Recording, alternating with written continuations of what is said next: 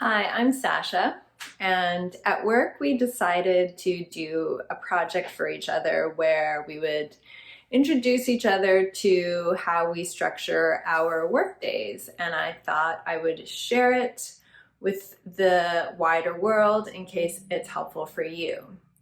I work for Automattic as a happiness engineer, and I am a team lead in the WordPress.com happiness division, which is basically tech support for our WordPress.com customers. And I have a team of 9 that I work with. First, I want to tell you about how I structure my workday. Generally, I start my day at 9 a.m. However, I should say I start my work day at 9 a.m. However, I usually get up around 6 or 6:30 because I love mornings and having lots of time to myself in the morning to get ready for my day is really important. I'm all about morning routines, and I think that that can have a huge impact on how your day feels, how your energy is, your focus, your resilience, all those things. So that's why I wanted to mention that, because that is such a crucial piece of my day and how I feel I can operate successfully in my job and especially as a manager. When I start my day at 9, that's usually the first thing I do is open my Google Calendar, and I also use a basic pen and paper agenda. So I'll open my Google Calendar. I'm just going to show you a blank page for privacy. And then what I'll do is I will write down all of the meetings I have for the day on one side of the day. And then I will write down my to-do list for the day on the other side. So I'm super clear on where I need to be at what time and also what else I need to accomplish that day. And then depending on what the to-do tasks are, if there are a few things that are going to take a significant amount of focus time, I'll then go back to the Google Calendar and I will time block those tasks. So they're in there, I know I've devoted time to them and that I will have the time and space to attend to them. So that's the first thing I do. And then I check Slack, which is our most important communication tool at work. So I'll check Slack and see what are my direct messages that I need to respond to, how's my team doing, how is the leads team doing, basically what's urgent, what needs my attention right away. After I've done that, I'll then check my email, and the only thing that I use email for is to read our internal blog posts. So I subscribe to our blogs, we call them P2s, and I will check my email to read those and make sure I know what's going on in the company.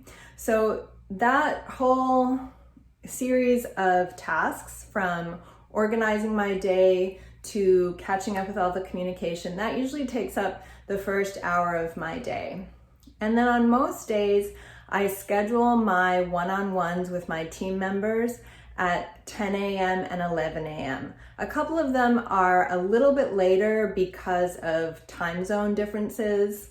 I'm on the East Coast and I have some team members who are in Central Time and Pacific Time. So those are sometimes a little bit later. But most of my one-on-ones are at 9 a.m. and 10 a.m. and 11 a.m.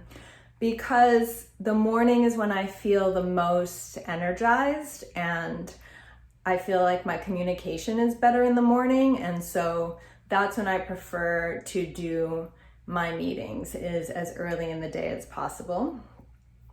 And then I'll usually work on projects and tasks in the afternoons. So that is either going to be tasks related to my team, so reviewing their work and what they're up to, maybe doing performance reviews if that's what time of year we're in, or working on projects for the division. So whatever projects that I happen to be involved in, I'll work on that in the afternoon. And then of course there are other meetings that pop up with my leads, with my fellow leads that I work with.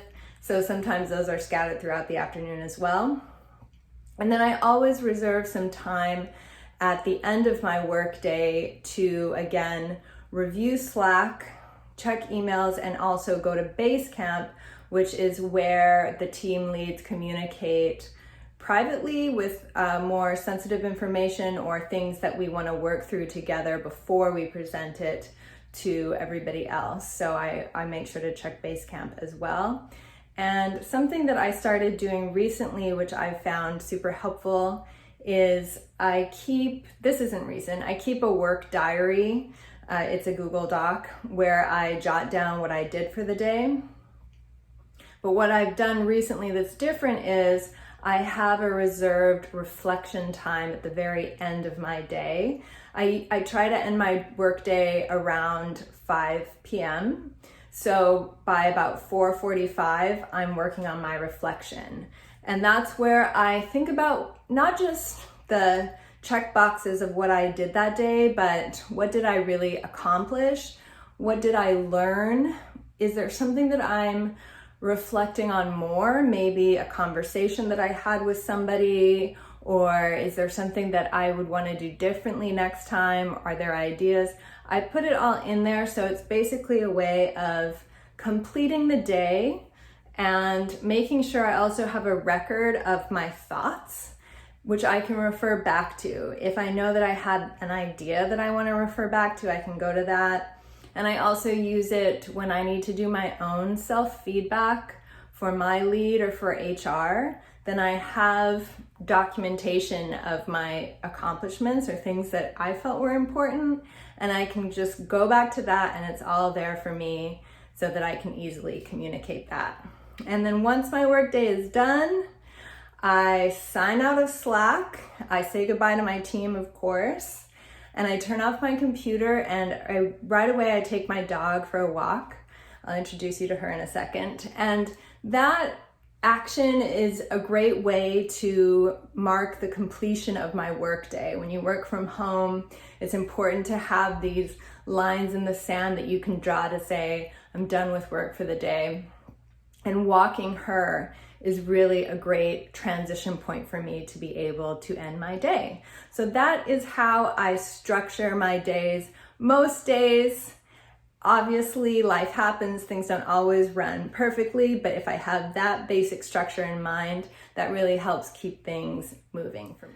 I also want to introduce you to my setup, because I think that how you arrange your space is really important to how well you function and how efficient things are. I'll be honest, I cleaned up my desk before making this video. It does not always look this neat and tidy. However, I have implemented a routine of completely cleaning and organizing my desk at the end of my work week, which has been helpful.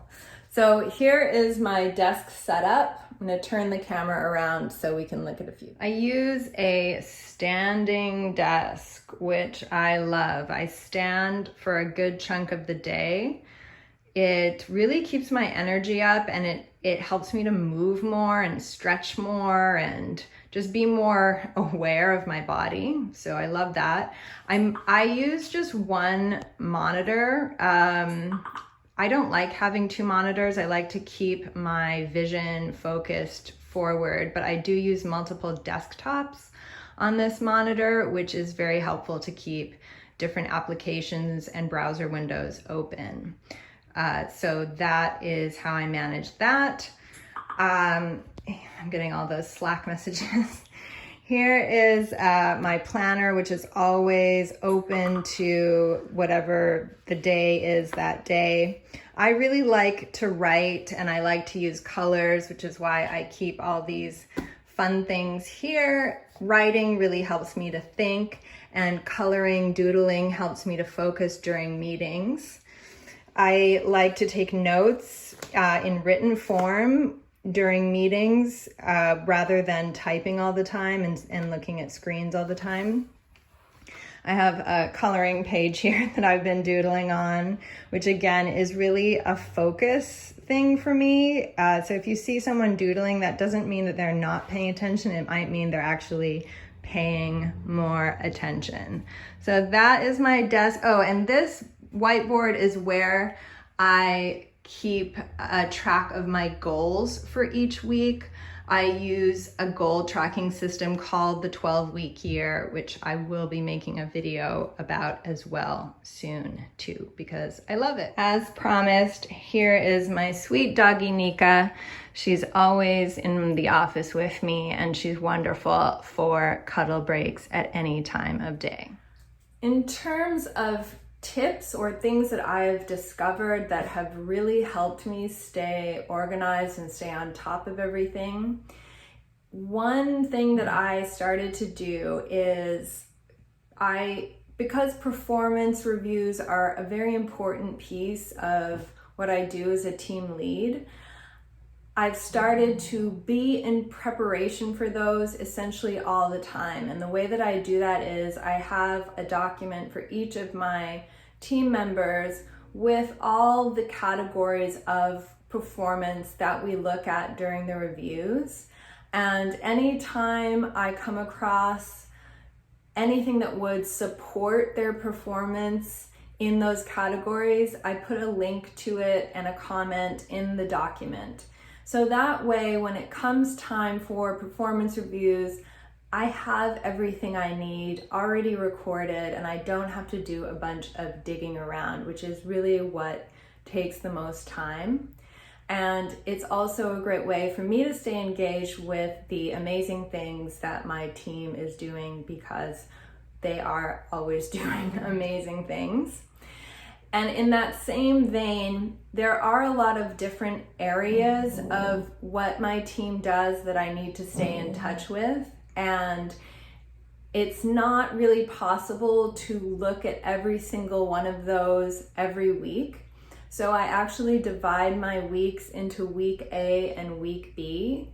And I have week A areas of performance that I look at and week B areas of performance I look at. So as I'm preparing for our one-to-ones, which we do bi-weekly, I'm either in a week A or I'm in a week B. And so I know exactly what I need to look at. Those aren't necessarily the things that we talk about in our one-on-ones, but I use that structure of who I'm meeting with that week in order to know whose performance I'm going to be looking at. And sometimes there are things that come up that I want to talk about or acknowledge them for a job well done, that kind of thing. And that has been hugely helpful. That's it for me. If there was anything I missed or anything that you are curious about, drop it in the comments and let me know. And I will also put a link to a morning routine video that I made that might be helpful for you if you're interested in changing up your morning routine and making it something in your life that helps build resilience for you. Thank you so much.